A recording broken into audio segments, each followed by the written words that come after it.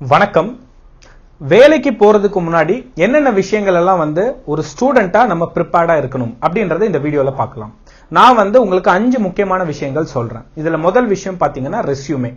நான் போன வீடியோலயும் சொல்லியிருந்தேன், ரெஸ்யூமே கடைசி நேரத்துல பண்ணாதீங்க, முன்கூட்டியே அதை பண்ணி வச்சிடுங்க. அது எப்போன்னு கேட்டீங்கன்னா, நீங்க காலேஜ் என்டர் ஆகுறீங்க இல்லையா, அப்பவே ரெஸ்யூமேவை டென்டேட்டிவா ப்ரிப்பேர் பண்ணி வச்சுக்கோங்க. சும்மா டாபிக்ஸ் மட்டும் இருந்தா போதும். அதுக்கப்புறம் நீங்க என்ன பண்ணணும்னா, அந்த ரெஸ்யூமேன்றது ஒரு கண்டினியூஸ் ப்ராசஸ். நீங்க ஸ்கில்ஸ் அக்விசிட் பண்ணிக்கிட்டே இருக்கணும், சர்டிபிகேஷன்ஸ் பண்ணிட்டே இருக்கணும். சோ அப்ப ரெஸ்யூமேல அந்த விஷயங்கள் எல்லாம் ஆட் ஆகும் பொழுது ஒரு 3 வருஷம் ஆகும் கரெக்டா அது முடிக்கிறதுக்கு. அதுக்கப்புறம் நீங்க வேலைக்கு போகும்போது உங்க ரெஸ்யூமே நல்லா ஃபுல் ஃபிளெஜ்டா இருக்கும். அதுக்கப்புறம் நீங்க நினைக்கிற வேலைக்கு போகலாம். சோ ரெஸ்யூமே ஏதோ கடைசி நேரத்துல பண்றத நான் ரெக்கமெண்டே பண்ண மாட்டேன். ஏன்னா ரெஸ்யூமே ப்ரிப்பேர் பண்றது பெரிய விஷயம் கிடையாது, அது யார் வேணா பண்ணலாம். இப்பெல்லாம் நிறைய டெம்ப்ளேட்ஸ், ஃப்ரீ டெம்ப்ளேட்ஸே வேர்ட் டாக்குமெண்ட்ல இருக்கு. நிறைய அப்ளிகேஷன்ஸ்லாம் வந்துடுச்சு. அதுல உங்களுடைய இன்ஃபர்மேஷனை ஃபீட் பண்ணீங்கன்னா அதுவே ரெஸ்யூமே ஜெனரேட் பண்ணுது. சோ ரெஸ்யூமே கிரியேஷன் அப்படின்றது ஒரு பெரிய விஷயமே கிடையாது. ஆனா ரெஸ்யூமேக்குள்ள என்ன விஷயங்களை போடுறீங்க அது குவாலிட்டேட்டிவா இருக்கணும். அது நல்ல உங்க சப்ஜெக்ட்டுக்கு வெயிட்டேஜ் கொடுக்கிற மாதிரி இருக்கணும். உங்க நாலேஜ் என்ஹான்ஸ் பண்றதெல்லாம் அதுல ரெஃப்ளெக்ட் ஆகணும். அப்பனா ரெஸ்யூமேல என்னென்ன விஷயங்கள் ஆட் பண்ணும் அப்படின்றத முதல் வருஷத்திலேயே நீங்க அதை ப்ரிப்பேர் பண்ணி வச்சுக்கிட்டு அதை அக்விசிட் பண்ணிக்கிட்டே வரும்பொழுது அது ஒரு முழுமை அடையும். இது முதல் விஷயம். ரெண்டாவது விஷயம் பாத்தீங்கன்னா, ரிசர்ச் த கம்பெனிஸ். இப்ப நீங்க ஏதோ ஒரு துறையில இருக்கீங்க. ஃபார் எக்ஸாம்பிள், நீங்க எக்கனாமிக்ஸ் ஸ்டூடெண்டா இருக்கலாம், இல்ல காமர்ஸா இருக்கலாம், சைக்காலஜியா இருக்கலாம், English, what ever the streams maybe.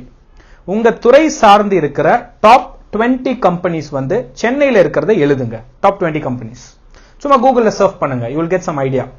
அதுக்கப்புறம் அதே கொஸ்டினை தமிழ்நாட்டுக்கு ரெஃப்ளெக்ட் பண்ணுங்க. தமிழ்நாட்டுல தலை சிறந்த ஒரு 20 கம்பெனி உங்க துறை சார்ந்து. அதே கொஸ்டினை இந்தியாவுக்கு நீங்க அப்ளை பண்ணுங்க. இந்தியால இருக்கிற டாப் 20 கம்பெனிஸ், தலை சிறந்த கம்பெனி உங்க துறை சார்ந்து. அதே மாதிரி வேர்ல்டு வைடுக்கும் பண்ணுங்க. இதை நீங்க குரூப் ஆஃப் ஃப்ரெண்ட்ஸ் ஒன்னா சேர்ந்து பண்ணலாம். ஹார்ட்லி 2 hours தான் ஆகும். நீங்க ஒரு 4 பேர் உட்காந்து, ஒருத்தர் சென்னைக்கு, ஒருத்தர் தமிழ்நாடு, ஒருத்தர் இந்தியாவுக்கு, ஒருத்தர் வேர்ல்டு வைடு பார்க்கும் பொழுது உங்களுக்கு ஒரு கம்பெனிஸோட லிஸ்ட் கிடைக்கும். இதை கொஞ்சம் நீங்க சீரியஸா யோசிச்சு பார்க்கணும். ஏன்னா உங்க துறையில இருக்கிற டாப் 20 கம்பெனிஸே உங்களுக்கு தெரியலன்னா நீங்க ஒரு தப்பான ட்ராக்ல இருக்கீங்கன்னு அர்த்தம். அட்லீஸ்ட் ஒரு 10 கம்பெனி ஆகுது. ஏன்னா இப்போ நீங்க 3rd இயர் முடிச்சதுக்கு அப்புறம் இந்த கம்பெனிஸ்ல நீங்க ட்ரை பண்றதை தான் நான் ஃபர்ஸ்ட் ப்ரிஃபரன்ஸா சொல்லுவேன். இப்போ நிறைய ஆப்ஷன்ஸ் இருக்கு.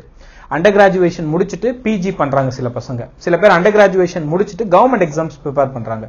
சில பேர் சிஏ, சிஎஸ் இந்த மாதிரி போயிடுறாங்க. சில பேர் சொந்த தொழில் ஆரம்பிக்கணும்னு சொல்லி ஒரு ஆண்டர்பிரனர் ஆறாங்க, இல்ல அப்பாவோட தொழில் பாத்துக்கிறாங்க. பட் நான் இங்க பியூர்லி சொல்றது வேலைக்கு போற பசங்க, இவங்க தான் மெஜாரிட்டி. அதை நீங்க ஞாபகம் வச்சுக்கணும். ஏன்னா ஒரு டிகிரி முடிச்சுட்டு வேலைக்கு போற குரூப் தான் இருக்கிறதுல அதிகமான பெர்சன்டேஜ் ரெஃப்ளெக்ட் ஆகுது. சோ அதனால அதை நீங்க சீரியஸா எடுத்துக்கணும். பிகாஸ் நாளைக்கு ஃபேமிலிக்கு என்ன ஆகும் தெரியாது.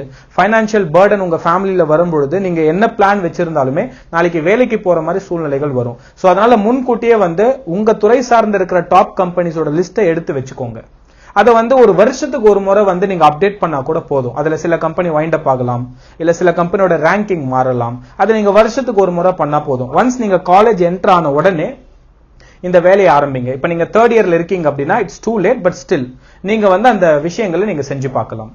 எனக்கு ஒரு விஷயம் புரியவே மாட்டேங்குது. என்னன்னா, நல்லா படிக்கிற பசங்க நல்லா படிச்சுட்டே இருக்காங்க, அதுல சில பேர் தான் டீவியேட் ஆறாங்க. சில பேருக்கு ஃபேமிலியில நிறைய கஷ்டங்கள் இருக்கு, ஆனா அந்த பசங்க சரியா படிக்காததான் புரியவே மாட்டேங்குது. ஏன்னா ஃபேமிலியில கஷ்டம் இருக்குன்னு தெரியுது, ஃபைனான்சியல் பர்டன் இருக்கு, வீட்டுல ஃபர்ஸ்ட் கிராஜுவேஷனா இருப்பாங்க, ஆனா விளையாட்டுத்தனமா இருக்காங்க. விளையாட்டுத்தனமா இருக்கிறது பெரிய விஷயம் கிடையாது, தப்பும் கிடையாது. But the point is, academic போக்கஸ்டா இல்லாதது கொஞ்சம் வருத்தமும் அளிக்கிறது. அது ஸ்டூடெண்ட் ஏன் அந்த மாதிரி டீவியேட் ஆறாங்கன்னே தெரியல. அது காலேஜ்ல இருக்கிற இன்ஸ்டிடியூஷனல் ஸ்ட்ரக்சர் அந்த மாதிரியா, இல்ல ஒன்ஸ் காலேஜ்ல சேர்ந்ததுக்கு அப்புறம் அவங்க ஃப்ரெண்ட்ஸ் கிட்ட சேர்ந்து கெட்டு போறாங்களா, இல்ல பாக்குற விஷயங்கள் சரியில்லையா, we don't know. இதுக்கு நிறைய ஆன்சர்ஸும் இருக்கு. பட் த பாயிண்ட் இஸ், நீங்க உங்க துறை சார்ந்து இருக்கிற டாப் 20 கம்பெனிஸ் எழுதும் போதே உங்களுக்கு ஒரு அளவுக்கு புரிதல் கிடைக்கும் உங்க ஃபீல்டுக்கு ரிலேட்டடா. மூணாவது விஷயம் என்ன பண்ணணும்னா, இப்ப நீங்க கம்பெனிஸை செலக்ட் பண்ணியாச்சு.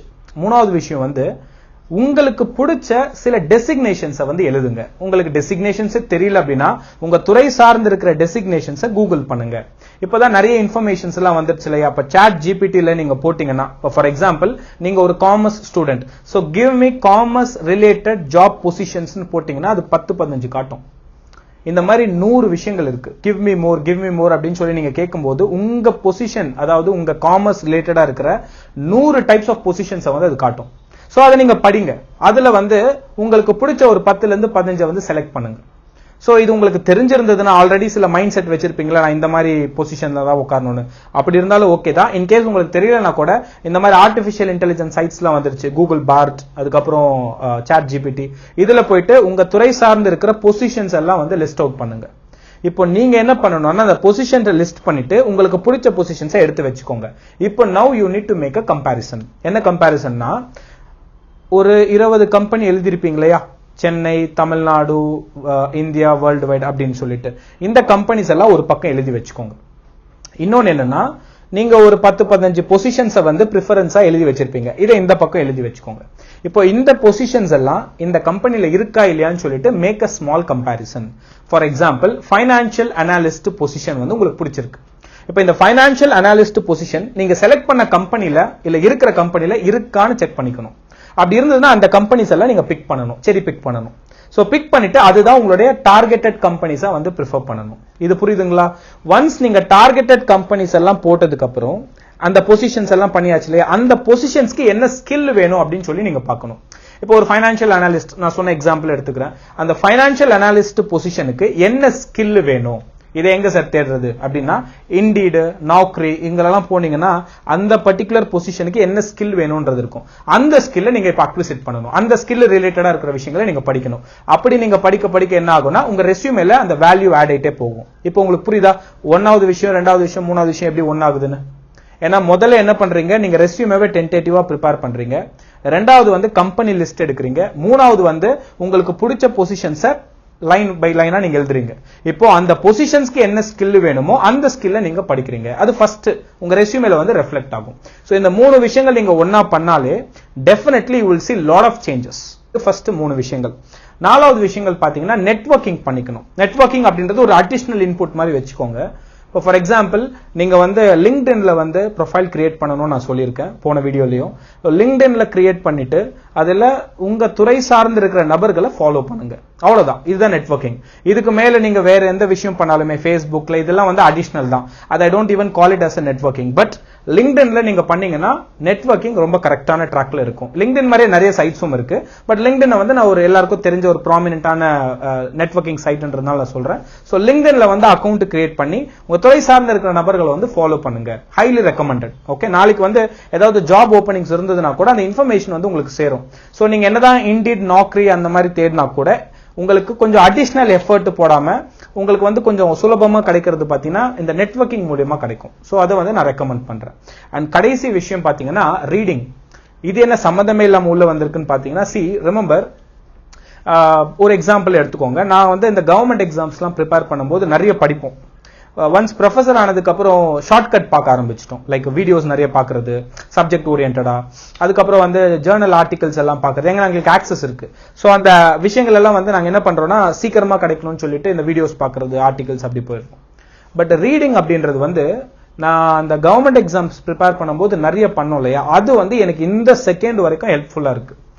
ரீடிங் அப்படின்றது வந்து it's not just like vocabulary, உங்க கிராமர் நல்லா ஆகும் மட்டும் இல்ல, பேசுறதுக்கான விஷயங்களையும் அது என்ஹான்ஸ் பண்ணும். அதே மாதிரி உங்களுக்கு நிறைய பேஷன்ஸ் வந்து கொடுக்கும். ஏன்னா ஒரு ரீடிங் பண்ண என்ன ஆகும் அப்படின்னா, உங்களுக்கு வந்து நேச்சுரல் பை டிஃபால்ட் வந்து you will become an employable person. காரணம் வந்து பேஷன்ஸ் உங்களுக்கு வரும். ஒரு விஷயத்தை வந்து எப்படி அணுகணும் அப்படின்றத வந்து தெரிய வரும். ஏன்னா வந்து நிறைய டைப்ஸ் ஆஃப் ஆஸ்பெக்ட்ஸ் எல்லாம் இந்த ரீடிங் குள்ள இருக்கும்.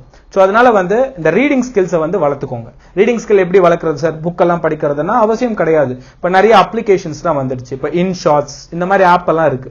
நியூஸ் பாக்குறது அந்த மாதிரி படிக்கலாம். இல்ல வந்து நீங்க இன்னும் கொஞ்சம் ஸ்டார்டிங் ஸ்டேஜ்ல கொஞ்சம் கஷ்டப்பட்டீங்கன்னா ஆடியோ புக்ஸ் முதல்ல கேளுங்க. அதுக்கப்புறம் கொஞ்சம் கொஞ்சமா நீங்க என்ன பண்ணலாம்னா மொத்தமா ரீடிங் குள்ள போயிடலாம். ஃபார் எக்ஸாம்பிள் கிண்டல் சப்ஸ்கிரிப்ஷன், இல்ல you can go for newspaper இந்த இனிஷியல் ஸ்டேஜ் அப்ளிகேஷன்ஸ் மூலமா. அதுக்கப்புறம் ஸ்லோவா நீங்க என்ன பண்ணலாம்னா உங்க சப்ஜெக்ட் ஓரியன்டா இருக்கிற டெக்ஸ்ட் புக்ஸ் பார்க்கலாம், இல்ல ஃபிக்ஷன்ஸ் பார்க்கலாம், any reading for that matter. So அப்படி வந்து நீங்க டெவலப் பண்ணிட்டீங்கன்னா நாளைக்கு வேலைக்கு போறதுக்கான கரெக்டான மொத்தம் 360 டிகிரி ஸ்கில்ஸ்மே வந்து உங்களுக்கு வரும் அப்படின்றது என்னுடைய பாயிண்ட். சோ வீடியோ பிடிச்சிருக்கும் நினைக்கிறேன். தயவு செய்து அந்த முதல் 3 ஸ்கில்ல கொஞ்சம் சீரியஸா பாருங்க. 4வது and 5வது ஸ்கில்ஸ் எல்லாமே உங்களுக்கு அடிஷனல் இன்புட்ஸ் தான். சோ அதனால வந்து நாளைக்கு அண்டர் கிராஜுவேஷன் முடிச்ச உடனே நெக்ஸ்ட் என்ன பண்ணணும் அப்படின்றதுக்கான சிந்தனையை இப்பயே விதைச்சிருங்க. கன்ஃபியூஸ் ஆக வேண்டாம். அதே மாதிரி தப்பான டிசிஷன் எடுக்க வேண்டாம். ஏன்னா நீங்க எடுக்க போற டிசிஷன் உங்களது மட்டும் கிடையாது. It also includes your family and also your future family. So keep all that in mind and be little serious over your academic aspects. So thank you. See you in the next video.